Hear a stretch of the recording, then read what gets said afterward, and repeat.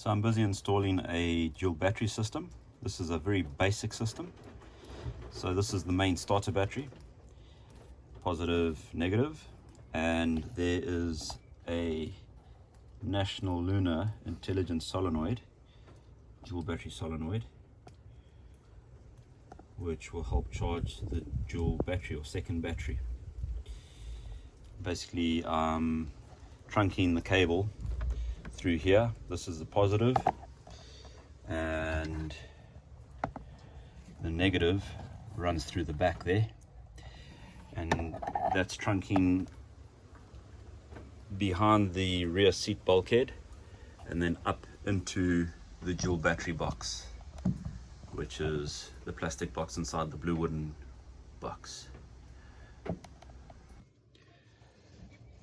Okay, so I've disconnected the battery and I'm cutting these battery clamps off of these cables because they are manufacturer spec. They don't have to put on anything else except something that can go into the terminal properly, but you can't do anything else with this type of clamp. You can put accessories on the side here, but they tend to foul up because all of the smaller accessories you get don't quite fit the bolt nicely. So what I've done is I've installed a battery clamp like that, which gives you the opportunity to now connect the main battery, this battery, to your alternator there, and you can connect from there to your dual battery. Obviously you're not going to do that unless you want to connect your dual battery in parallel without a solenoid. Otherwise I'm going to go from here to the solenoid, and you can connect accessories to this if you need it. So at the moment I'm just removing a bit of the sheath from this wire, and then I'm going to put on one of these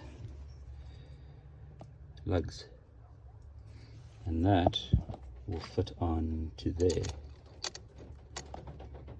snugly, which is how you want it.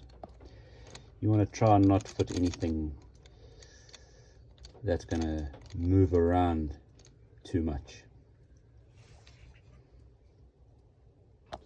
Okay, so I've connected the starter battery to the starter solenoid with that wire there, and brought in the positive wire from the dual battery around to there, connected the starter solenoid.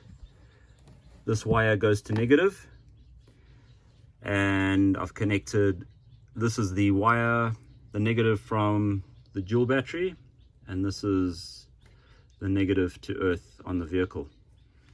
So starter solenoid, dual battery system setup, very basic system, especially for those on a budget. One more thing I'm going to connect is going to be the dual battery controller. Okay, so we have the dual battery controller connected. As you can see, the LED indicators show you the level of both the starter battery and the dual battery, secondary battery.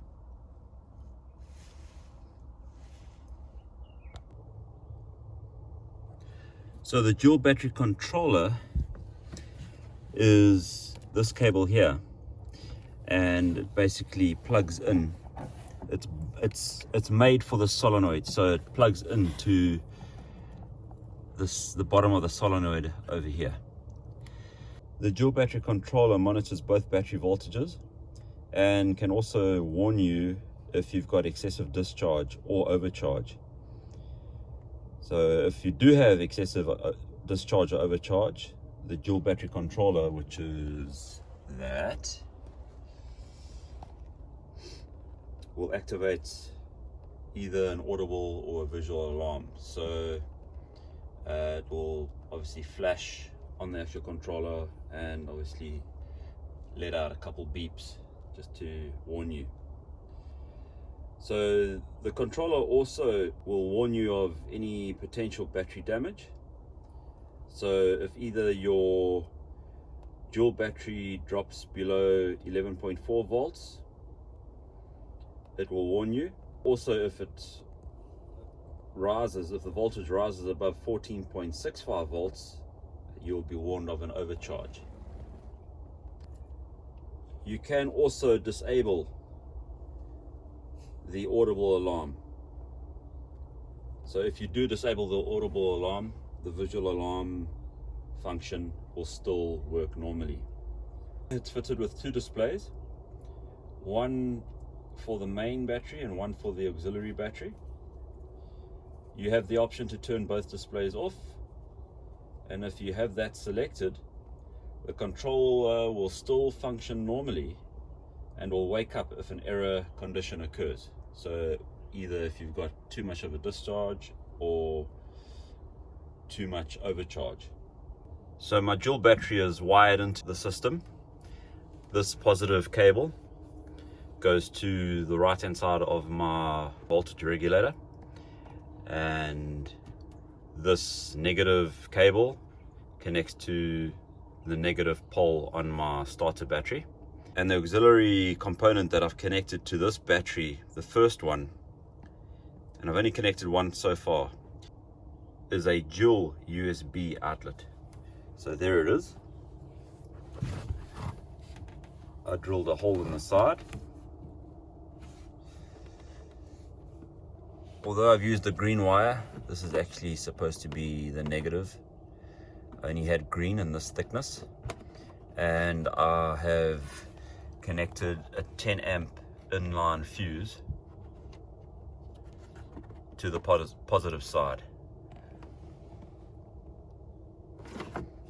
It runs around to there.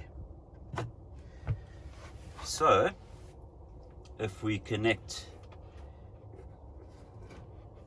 a load, so this is my GoPro battery charger, and I connect it to this.